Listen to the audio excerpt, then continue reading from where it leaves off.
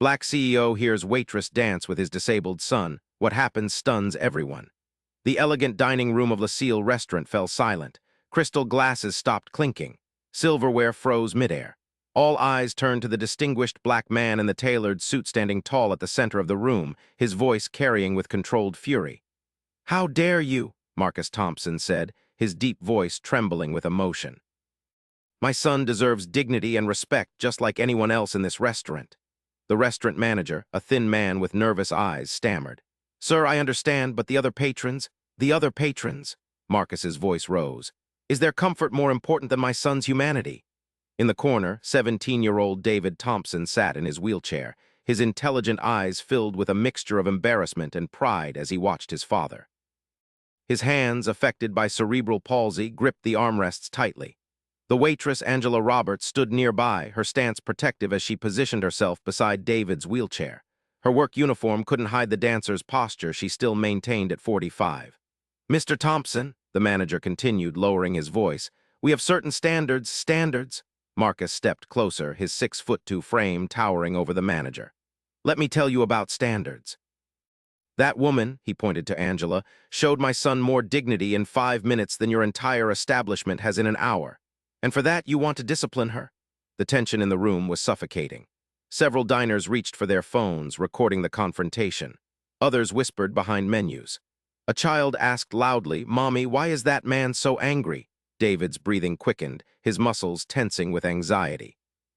Angela placed a gentle hand on his shoulder, steadying him with a quiet, "I'm right here, David." Marcus's business associate, Richard Wilson, stood from their table and approached with an artificial smile. "Marcus, perhaps we should take this somewhere private. The Williams contract, to hell with the Williams contract." Marcus snapped, his eyes never leaving the manager's face. "This is about something far more important." The manager swallowed hard. "Sir, when she decided to what?" Marcus challenged. "When she decided to see my son as a person, when she offered him a moment of joy that you and your standards tried to steal." The tension crackled like electricity. David's eyes moved anxiously between his father and Angela. The other diners held their breath, witnessing a confrontation that would change lives forever. But let's go back to how this all started. It was just 3 hours earlier when Marcus Thompson adjusted his silk tie in the mirror of his penthouse apartment.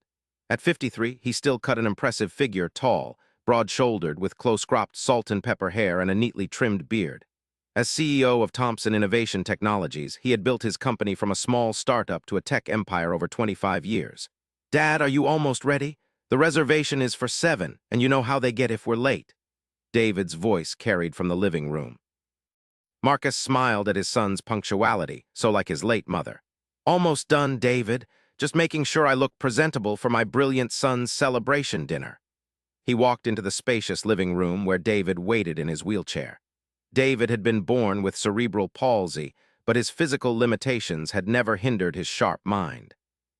At 17, he had just won a prestigious art competition with his digital designs, created using the adaptive technology Marcus's company had developed. "You look great, Dad," David said, his words measured and deliberate, a result of the effort it took him to control his speech. "Very CEO-like," Marcus laughed. "Is that a compliment or a critique?" "Both," David grinned, his expressive eyes, so like his mother's, twinkling with mischief. Marcus felt the familiar pang of grief. Catherine had been gone for 5 years now, taken by cancer when David was 12. She would have been so proud of their son's accomplishment today. "The Williams representatives will be joining us later for dessert," Marcus said, gathering his keys and wallet. "Richard arranged it. They're very interested in your adaptive design software." David nodded, but his enthusiasm dimmed slightly. "Will Richard be there the whole time?" Marcus understood his son's hesitation. Richard Wilson, while brilliant at business development, had never been comfortable around David. He tried to hide it behind excessive cheerfulness, but his discomfort was obvious. "Just for dessert and coffee," Marcus assured him. "First, it's just you and me celebrating your incredible achievement." David's smile returned. "Good. I just want a normal dinner without people looking at me like I'm either a genius or someone to pity." The truth of his son's words struck Marcus's heart. No matter how much the world had supposedly progressed, David still faced those polarized reactions daily, either inspired awe for accomplishing tasks, despite his disability, or received unwanted pity. "Tonight is about celebrating you, the complete you," Marcus said firmly. Your talent, your hard work, your persistence, and yes, your incredible brain that sees solutions where others see only problems. As their private elevator descended to the garage level, Marcus thought about how different life had been from what he'd imagined growing up in Detroit in the 1970s. The son of an auto worker and a teacher, he'd fought for every opportunity: scholarships, loans, working multiple jobs through college and his MBA program. When he'd started his company in the late 1990s, he'd faced skepticism and subtle discrimination as a black entrepreneur in the tech world. And then there was David's birth in 2008, the joy of becoming a father mixed with the challenge of his son's diagnosis. Catherine had been their family's anchor, researching every possible therapy and adaptive technology, advocating fiercely for their son in school and medical settings. After her death, Marcus had nearly drowned in grief and responsibility. But David, just 12 and dealing with his own immense loss, had shown remarkable strength. It was David who had said, one night when Marcus thought he was asleep, "Mom would want us to keep going, Dad. She never gave up, so we can't either." Those words had saved him. Since then, Marcus had channeled his grief into expanding his company's focus on adaptive technologies, creating tools that helped people with various disabilities access technology more easily. Tonight's celebration was for David's award-winning design, a new interface that allowed people with limited motor control to create digital art using eye movements and voice commands. "Dad," David said as they pulled out of the garage in Marcus's Tesla, "do you think Mom would be proud?" Marcus reached over to squeeze his son's shoulder. "Without a doubt, David. She always said you had her creative eye and my stubborn determination. That's an unbeatable combination." 3 miles across town, Angela Roberts rushed through the employee entrance of LaSalle, one of the city's most exclusive restaurants. At 45, she still moved with the grace that had once made her a promising dancer with the city ballet. "Cutting it close again, Angie," Sarah Jenkins, her coworker and friend, called from her locker. At 62, Sarah had been waiting tables at LaSalle for almost 20 years and knew all its rhythms and secrets. Tyler's car broke down. "I had to drive him to campus for his evening class," Angela explained, quickly changing into her crisp white shirt and black slacks, the uniform for LaSalle's wait staff. "How's he doing with his music theory course? Still acing it?" Sarah asked. Angela nodded, pride warming her voice. "Professor Jenkins told him he has the best ear in the class, says he should consider film scoring." "That boy has talent," Sarah agreed, "just like his mama had with dance." Angela felt the familiar twinge, half pride, half regret, that always came with mentions of her dancing past. 25 years ago, she had been on track to become a soloist with the city ballet. Then an unexpected pregnancy at 20, a hasty marriage to Tyler's father that lasted less than 3 years, and the reality of raising a child alone had reshaped her life completely. She had traded point shoes for sensible black waitressing shoes, rehearsals for double shifts, and applause for tips. But watching her son Tyler grow into a thoughtful, talented young man made every sacrifice worthwhile. "You've got the Thompson table tonight," Sarah said, lowering her voice. "Marcus Thompson and his son, VIPs. Angela raised an eyebrow. "The tech CEO, I've seen him in the business section." "Yes, and his son has some kind of disability, wheelchair. They're celebrating something. The manager's already nervous, wants everything perfect." Angela nodded, mentally preparing. She had worked at LaSalle for nearly 15 years and had served celebrities, politicians, and business elite. She knew how to be attentive without hovering, friendly without familiarity. "Any specific preferences I should know about?" "Mr. Thompson drinks sparkling water, never alcohol when he's with his son. The boy likes extra lemon in his water. They're good tippers and treat the staff well, unlike some of our regulars." Sarah gave a meaningful look toward the kitchen, where they could hear the executive chef berating a line cook. Angela checked her appearance in the mirror, tucking a strand of her dark hair, now threaded with silver, back into her neat bun. Her face showed the lines of a life worked hard, laughter lines around her eyes, a furrow of concentration between her brows, but she had the same straight posture and graceful hands of her dancing days. As she headed onto the floor, she passed the manager, Philip, who was straightening already perfect table settings. "The Thompson reservation is for 7, he reminded her tensely. "The son has cerebral palsy. Make sure you address him directly, not just Mr. Thompson. They're celebrating some kind of award the boy won." Angela nodded, biting back the urge to tell Philip she knew how to treat people with dignity regardless of ability. Instead, she simply said, "I understand." Table 12 is already prepared. At precisely 7 o'clock, Marcus and David Thompson arrived. Angela watched as the maitre d' led them to their table, noting the way Marcus walked slightly behind his son's motorized wheelchair, present but allowing David his independence. She approached their table with a warm, genuine smile. "Good evening, gentlemen. I'm Angela, and I'll be taking care of you tonight. I understand we're celebrating something special." She directed the question to both of them, but looked directly at David, whose hands rested somewhat tensely on his wheelchair controls. David looked slightly surprised at being addressed first, but smiled. "I won the Emerging Digital Artists competition with my adaptive interface design." His speech was measured and required clear effort, but Angela maintained easy eye contact, giving him the time and attention he needed to communicate. "That sounds impressive," she said genuinely. "Digital design requires such a creative eye and technical skill. Congratulations." Marcus observed the interaction with quiet approval. Too often, people spoke around David rather than to him, or worse, spoke to him with exaggerated slowness as if his physical disability affected his comprehension. "Thank you," David said, his body relaxing slightly. "I've been working on it for almost 2 years." "We're very proud," Marcus added. David created software that helps people with limited mobility create digital art. He tested every version himself. Angela set their menus down with practiced efficiency. "That's remarkable. Creating technology that opens doors for others, that's a true gift to the world." She proceeded to tell them about the evening's specials, making recommendations when they asked, and ensuring David could access everything comfortably. When she returned with their drinks, sparkling water for Marcus and water with extra lemon for David, she noticed David watching her movements with interest. "You move like a dancer," he observed unexpectedly. Angela paused, surprised by his perception. "I was once, many years ago. How could you tell?" "The way you hold yourself," David said. "My art teacher says you can always spot a dancer by their posture and how they use their hands. Plus, you don't just walk, you kind of glide." Angela laughed softly. "That's very observant. Ballet was my life until I was about 20. Now I just dance in my kitchen when no one's watching." "What kind of dance?" David asked, his interest genuine. "Classical ballet primarily, but I loved modern dance too. Alvin Ailey was my hero growing up in the 80s. She saw recognition in Marcus's eyes at the reference. "I watch dance videos all the time," David said, his words becoming more fluid as he relaxed. "People think it's weird because—" he gestured to his wheelchair. "Not weird at all," Angela said firmly. "Dancers and choreographers study movement in all forms. Some of the most innovative dance is about finding new ways to express through movement, whatever form that takes."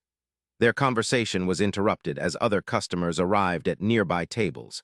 Angela slipped back into her professional role, promising to return for their order. As she walked away, she heard David say to his father, "She gets it, Dad. She doesn't look at me like I'm broken." The words followed her as she moved through the restaurant, efficient and graceful, carrying plates and taking orders. They reminded her of why, despite the long hours and aching feet, she had stayed at Lucille all these years. These small human connections, these moments of seeing and being seen, made the job worthwhile. When she returned to take their order, David was showing his father something on his tablet, colorful digital designs that seemed to flow and pulse with energy. "Sorry to interrupt," she said. "Those designs are beautiful." David looked up, pleased. "These are some of my earlier concepts. The final version is more refined, but I like the raw energy in these." "I can see why you won," she said sincerely. "There's something almost choreographic about them, like visual music." David's face lit up at her description. "That's exactly what I was going for. I listen to music when I create, usually classical or jazz. Each color and form represents different instruments or musical phrases." Angela felt a genuine connection with this thoughtful young man. In her years of serving wealthy patrons, she developed a sixth sense about people who would treat her as invisible, who would be demanding, who would be kind. The Thompsons fell firmly in the latter category. As the evening progressed, Angela provided attentive but unobtrusive service. She noticed how Marcus engaged his son in conversation about books, music, and art, never talking down to him or oversimplifying. Their relationship showed years of mutual respect and deep affection. During a lull between courses, Angela overheard fragments of their conversation. "Dad, I've been thinking about what Dr. Phillips said about trying the new movement therapy program," David was saying. "If you're interested, we'll look into it," Marcus replied. "Though I thought you weren't keen on more therapy."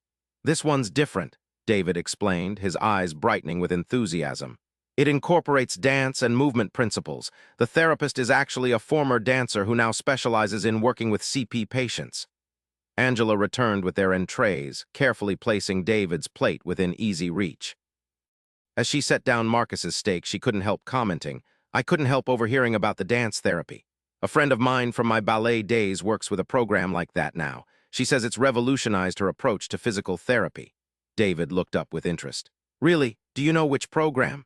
"I believe it's called Rhythm and Motion. They work with people of all abilities, incorporating music and adaptive dance techniques." "That's the one Dr. Phillips mentioned," David exclaimed, his excitement causing a slight increase in his movements. "See, Dad, even Angela knows about it." Marcus smiled at his son's enthusiasm. "I said we'd look into it, didn't I? If it's something you want to try, we will." Angela sensed this was a meaningful conversation and gave them privacy by stepping away, but she felt warmed by the interaction. Too often in her years of serving wealthy families, she'd witnessed parents who seemed embarrassed by their children's differences or who made decisions without involving them. The restaurant grew busier as the evening progressed. Angela moved efficiently between tables, but she took special care with the Thompsons, drawn by David's bright intelligence and Marcus's obvious devotion to his son. Around 8:30, the atmosphere in the restaurant shifted. A group of loud businessmen entered, led by a tall, thin man with an artificial smile. Angela recognized the type immediately wealthy, entitled, and likely to be demanding. Sarah caught her arm as they passed in the service corridor. "Heads up, Richard Wilson and the Williams contract people just arrived. They're joining the Thompson table. Wilson's a notorious pain." Angela nodded her thanks for the warning. She'd need to adjust her service accordingly. Businessmen like that often expected constant attention while simultaneously treating wait staff as invisible. When she approached the Thompson table again, she could immediately sense the change in atmosphere. David had withdrawn slightly, his body language more tense. Marcus maintained his dignified demeanor but seemed more formal, less relaxed. Richard Wilson dominated the conversation, his voice carrying through the restaurant. "Marcus, there's the man of the hour. And David, congratulations on your award. Quite an achievement." The words were right, but Angela caught the slightly patronizing tone, the same tone people often used when praising children or pets for simple tricks. "Thank you, Mr. Wilson," David replied politely, though Angela noticed his hands had tensed on his armrests. Two other business associates joined them, a woman in her 60s with shrewd eyes and a younger man who seemed to be taking mental notes of everything. Richard made introductions to the Williams executives, referring to David as Marcus's son, who's quite the computer whiz despite his challenges. Angela saw David flinch almost imperceptibly at the phrasing. Marcus's jaw tightened, but his voice remained even as he smoothly redirected. "David's adaptive interface has applications well beyond art. He's identified potential uses in medical imaging, architectural design, and educational software." As Angela served coffee and dessert to the expanded party, she maintained her professional demeanor, but she found herself paying special attention to David, whose earlier animation had dimmed considerably. When she placed his dessert before him, she quietly said, "The chef added extra raspberries just as you requested." The small acknowledgement of his preferences seemed to center him again, and he gave her a grateful smile.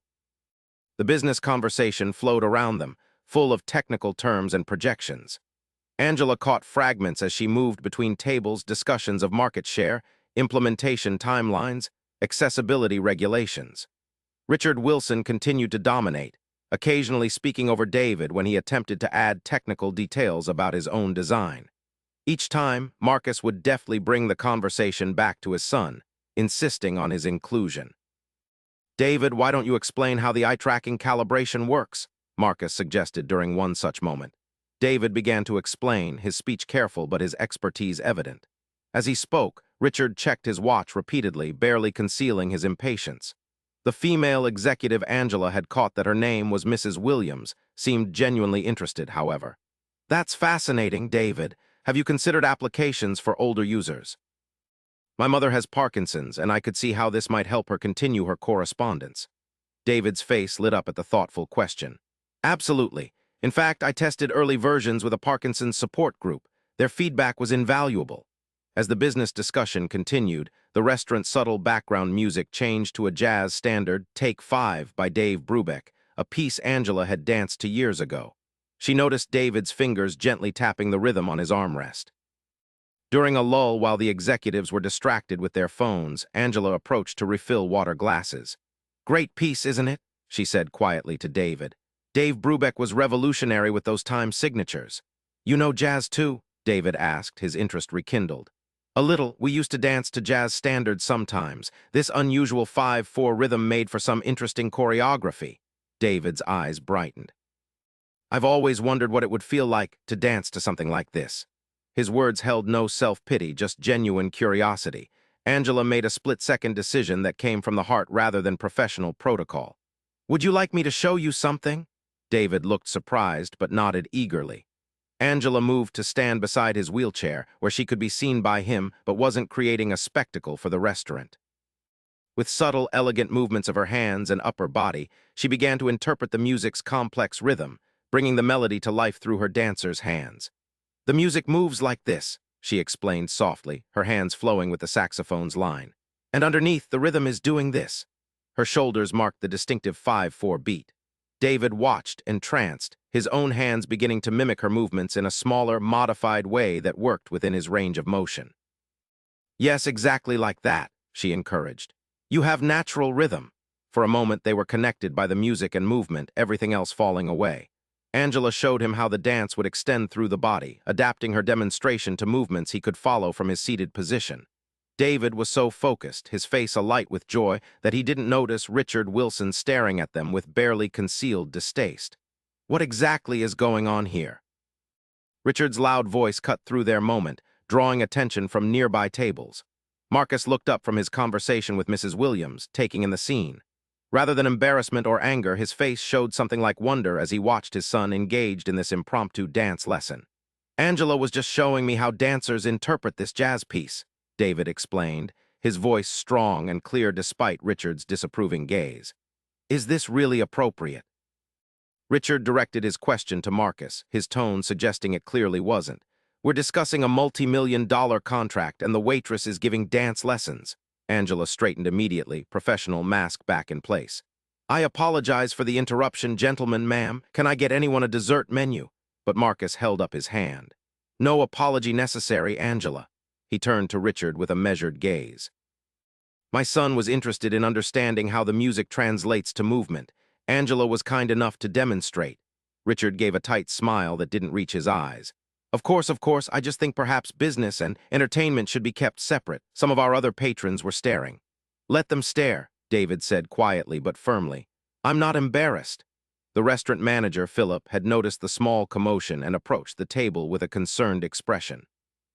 Is everything to your satisfaction, Mr. Wilson, Mr. Thompson? Before Marcus could respond, Richard said smoothly, Everything's fine, though perhaps your waitstaff could focus on serving rather than performing. We're in the middle of important business. Angela felt a flush of anger and embarrassment but maintained her professional composure. I apologize for any disruption. I'll send another server to assist you. As she turned to leave, David said clearly, I don't want another server. Angela wasn't disrupting anything. She was answering my question about dance interpretation. Philip looked uncomfortable, caught between appeasing Richard Wilson, a regular big spender, and Marcus Thompson, an even more important client. Perhaps Angela could take a short break, he suggested diplomatically. Sarah can cover for a few minutes. Marcus observed the situation with growing displeasure. He had seen the genuine connection between Angela and David, had witnessed how his son had lit up during their brief interaction. Now he watched as David's shoulders slumped slightly, the joy fading from his face. That won't be necessary, Marcus said firmly. Angela has provided excellent service all evening, and she was kind enough to share her knowledge with my son. I see no problem with that. Richard leaned in, speaking in a lowered voice that still carried to those nearby. Marcus, you know I admire your dedication to David, but we need to maintain a certain professional atmosphere. The Williams contract is important, Marcus agreed, his voice level but with an undercurrent of steel. But not as important as my son's dignity and education. Mrs. Williams herself spoke up unexpectedly. I found it rather lovely, actually. My granddaughter takes dance lessons. The arts are so important for development for everyone. The tension at the table was palpable. Angela hesitated, unsure whether to stay or go. David looked increasingly uncomfortable, his earlier joy completely evaporated. Philip, sensing the delicate situation, addressed Marcus directly. Mr. Thompson, perhaps I could offer complimentary desserts for the inconvenience. Inconvenience? Marcus repeated, his voice dangerously quiet. The only inconvenience I see is the interruption of a beautiful moment of connection and learning. Richard sighed dramatically. Marcus, you're making too much of this. The waitress was out of line, simple as that. Let's get back to business.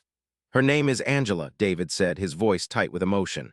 And she wasn't out of line. She was treating me like a person, not a problem to work around. The atmosphere grew even more tense. Other diners had begun to notice, some watching openly, others pretending not to listen while catching every word. Angela stepped back, professional training taking over. I'll give you some privacy, she said quietly. But as she turned to leave, Marcus made a decision. He stood up, his tall frame commanding attention. No, Angela, please stay. In fact, I'd like to continue the conversation we were having about adaptive dance and movement therapy. Richard stared in disbelief. Marcus, we're in the middle of discussing the Williams contract. This is hardly the time, actually, Marcus interrupted. This is exactly the time. Mrs. Williams, you mentioned your mother with Parkinson's. Wouldn't she benefit from therapies that combine technology like David's with movement principles? Mrs. Williams nodded thoughtfully. Absolutely. Quality of life considerations are just as important as medical treatments. Richard attempted to regain control of the conversation. We can discuss potential applications later. Right now, we need to finalize the numbers.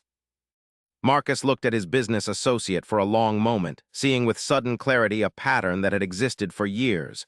Richard's subtle dismissiveness toward David, his impatience with accessibility considerations, his focus on profit over people.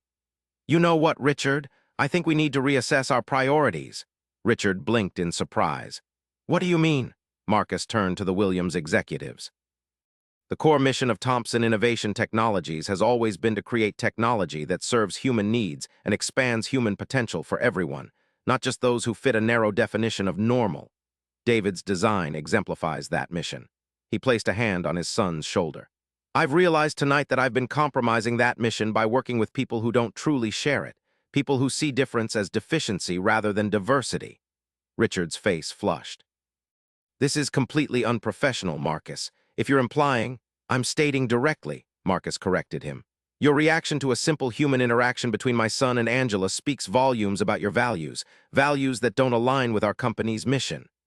The restaurant had grown unnaturally quiet, the other diners now openly watching the confrontation. Philip hovered nearby, uncertain how to defuse the situation. How dare you? Marcus continued, his voice rising with controlled fury. My son deserves dignity and respect just like anyone else in this restaurant. The manager stepped forward, his thin frame tense. Sir, I understand, but the other patrons, Marcus's voice rose. Is their comfort more important than my son's humanity? David sat in his wheelchair, his intelligent eyes filled with a mixture of embarrassment and pride as he watched his father. His hands, affected by cerebral palsy, gripped the armrests tightly.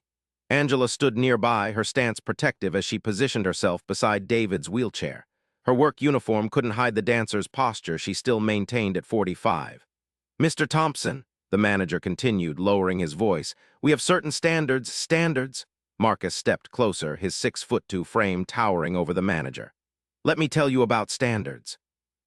That woman, he pointed to Angela, showed my son more dignity in 5 minutes than your entire establishment has in an hour. And for that, you want to discipline her? The tension in the room was suffocating. Several diners reached for their phones, recording the confrontation. Others whispered behind menus. David's breathing quickened, his muscles tensing with anxiety.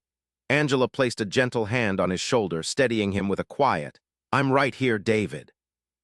Richard stood from their table and approached with an artificial smile. Marcus, perhaps we should take this somewhere private. The Williams contract. To hell with the Williams contract, Marcus snapped, his eyes never leaving the manager's face. This is about something far more important. The manager swallowed hard. Sir, when your waitress decided to, when she decided to what? Marcus challenged. When she decided to see my son as a person. When she offered him a moment of joy that you and your standards tried to steal. Mrs. Williams stood up, her dignified presence commanding attention. Mr. Thompson is right, she said clearly. What I witnessed tonight was not unprofessional, it was deeply human. And if Thompson Innovation Technologies prioritizes that humanity in their business model, then that's exactly the kind of company Williams Industries wants to partner with. Richard Wilson's mouth opened and closed wordlessly, his carefully constructed deal crumbling before him. David, who had been silent during the confrontation, suddenly spoke up, his voice stronger than it had been all evening. Dad, maybe we should show them. Marcus looked at his son questioningly. Show them what my interface can really do, David clarified, a new confidence in his expression. Angela, would you help me demonstrate? Angela nodded without hesitation. Of course. David pulled out his tablet and opened his award-winning program. This was designed for art, but it can interpret movement too. Angela, could you do a simple movement sequence? The tablet's camera will capture it. Curious, the Williams executives gathered closer as Angela performed a brief, elegant sequence of movements. On David's tablet, the movements transformed into flowing lines of color and light, a digital translation of dance. Now watch, David said. Using his adapted controls, he manipulated the captured movement data, transforming it into new patterns while preserving the essence of Angela's dance. The software doesn't just record movement, he explained. It interprets it, allowing anyone, regardless of physical ability, to create, modify, and express through movement. A dancer with Parkinson's could preserve their choreographic voice even as their physical capabilities change. Mrs. Williams was visibly moved. This is extraordinary, David. The applications for therapeutic use alone. The restaurant manager, sensing the shift in atmosphere, backed away discreetly. Other diners who had been watching the confrontation now observed the impromptu demonstration with interest rather than judgment. Marcus watched his son with immense pride. In the face of dismissal and discrimination, David had chosen to educate rather than withdraw. He had transformed a moment of conflict into an opportunity for connection and understanding. This is what our company stands for, Marcus announced, addressing not just the Williams executives but everyone in the restaurant. Technology that bridges differences, that creates possibilities, that sees the human being first, not their limitations. He turned to Richard, his decision final. Richard, I'll be restructuring our leadership team effective immediately. Your priorities and values no longer align with our mission. Richard's face flushed with anger and embarrassment. You're making a huge mistake. I've brought in half our major contracts. And I'm grateful for that contribution, Marcus acknowledged. But moving forward, Thompson Innovation Technologies will only partner with people and companies who truly believe in our core mission: technology for everyone, designed with dignity and humanity as non-negotiable principles. Richard gathered his things and left without another word, his rigid posture betraying his fury. Mrs. Williams extended her hand to Marcus. I believe we have a contract to finalize, Mr. Thompson, and perhaps a new initiative to discuss combining your son's technology with therapeutic applications. As the tension in the restaurant dissipated, conversations gradually resumed around them. Angela began to step back into her professional role, but Marcus stopped her. Angela, would you join us for a moment? I have a proposition for you. Surprised, she approached the table again. Your background in dance and your natural ability to connect with people, including my son, are exactly the qualities we need for a new project we're developing. I don't understand, Angela said. Thompson Innovation Technologies is launching an arts and accessibility initiative creating programs that combine technology, art, and movement therapy.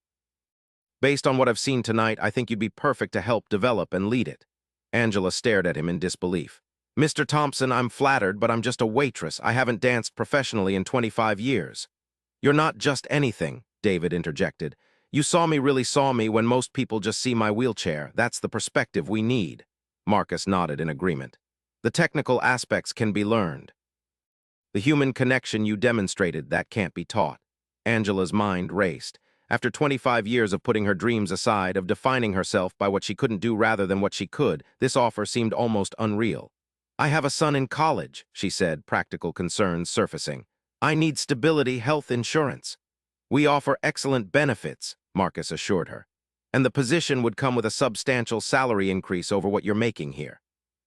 We can discuss details later, but I'm serious about this offer. Mrs. Williams added her endorsement.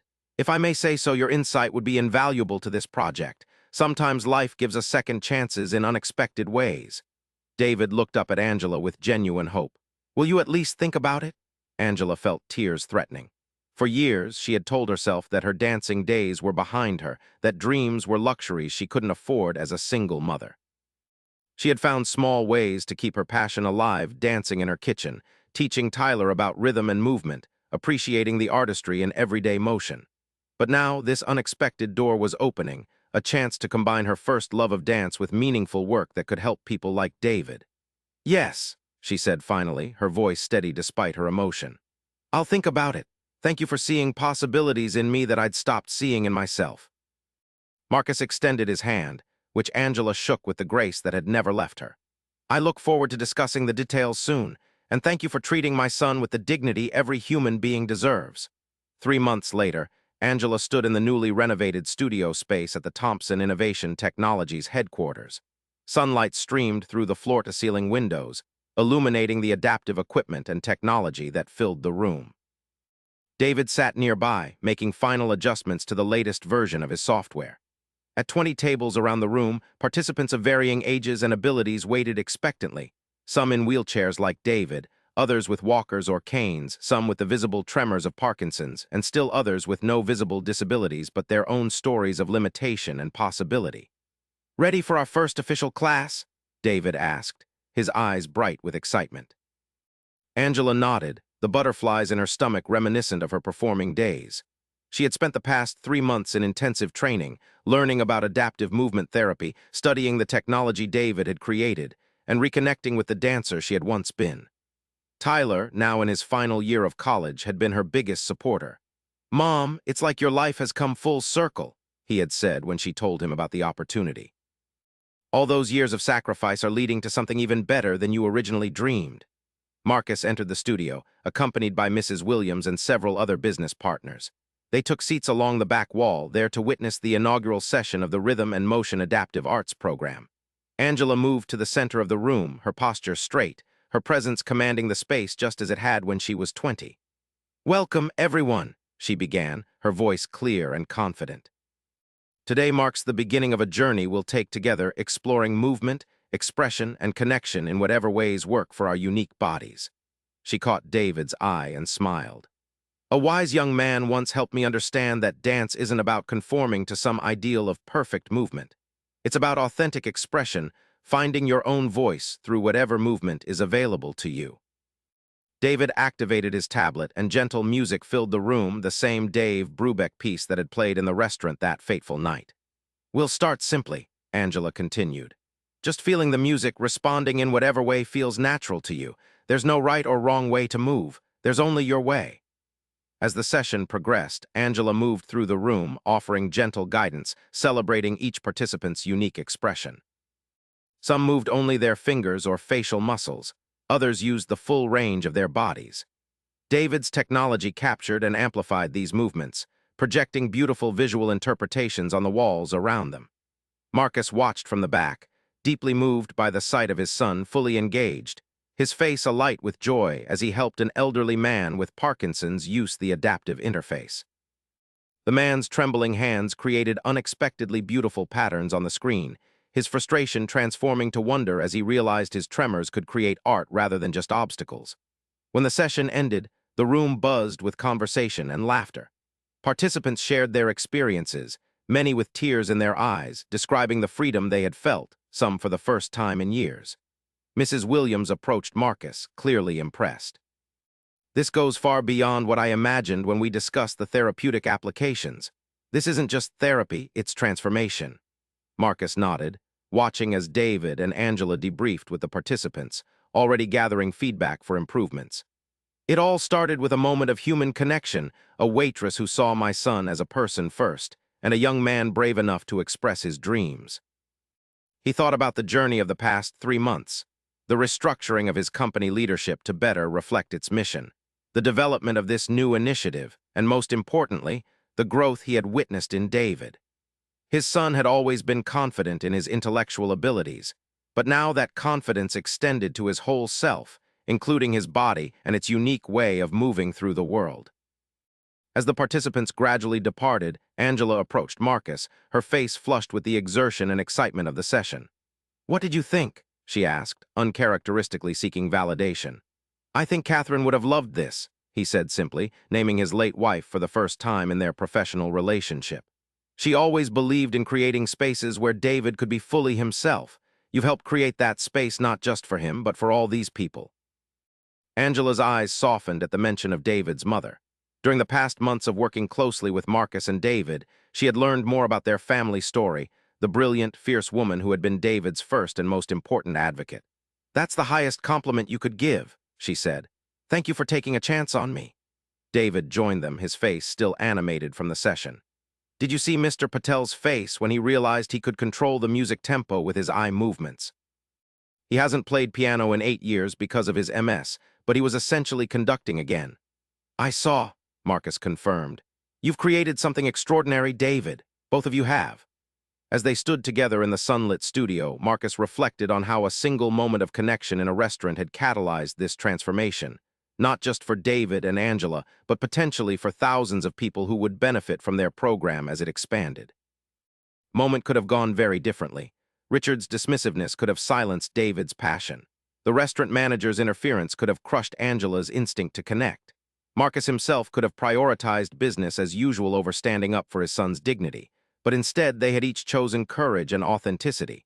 Those choices had rippled outward, creating possibilities none of them could have imagined 3 months ago. Angela checked her watch. I should prepare for the afternoon session. We have a group coming from the Veterans Rehabilitation Center. Need any help? David offered. Always, she smiled. Your insights make every session better. As Angela moved away to prepare the space, David looked up at his father. Dad, do you think we made the right decision, shifting the company's focus so dramatically? Marcus placed his hand on his son's shoulder.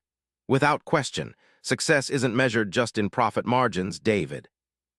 It's measured in lives changed, in barriers broken, in moments of genuine human connection. He glanced around the studio, at the technology his company had created, at the space they had built, at the program born from an unexpected moment of seeing and being seen. Sometimes the most important business decisions aren't business decisions at all, he continued. They're human decisions, choosing dignity over expedience, compassion over convention, connection over comfort. David nodded thoughtfully. Like when you stood up for Angela in the restaurant. And when Angela saw you as a person, not a condition, Marcus added. And when you had the courage to show your passion for dance despite what others might think. Through the windows, they could see the city spreading out before them, filled with countless people living with limitations, dreams deferred, talents unrecognized. But now, because of choices made in a moment of conflict at a restaurant 3 months ago, some of those people would find new possibilities, new ways of expressing themselves, new connections. Ready for the next session? Angela called from across the room, her dancer's posture still evident despite the years, her face alight with purpose. David activated his wheelchair, moving toward her with confidence. Always ready, he called back. We're just getting started. Marcus watched them go, his heart full. In losing Catherine, he had thought his family's story had reached its most painful chapter. But now he understood that their story, like all human stories, continued to unfold in unexpected ways, creating new connections, new purpose, new joy. If you're enjoying this story, please consider subscribing to hear more stories like this. The afternoon session began with new participants, new challenges, new possibilities. As David demonstrated his technology and Angela guided the group through their first movements, Marcus slipped quietly out, leaving them to their work. He had a company to run, restructuring to oversee, new initiatives to fund. But he carried with him the image of his son's face, alight with purpose and joy, no longer defined by what he couldn't do but celebrated for who he was and what he could create. And in that image, Marcus found renewed purpose for himself, to build a company, a community, a world where moments of genuine human connection weren't extraordinary exceptions but the expected standard. Thank you for listening. If this story touched you, please subscribe and share your thoughts in the comments.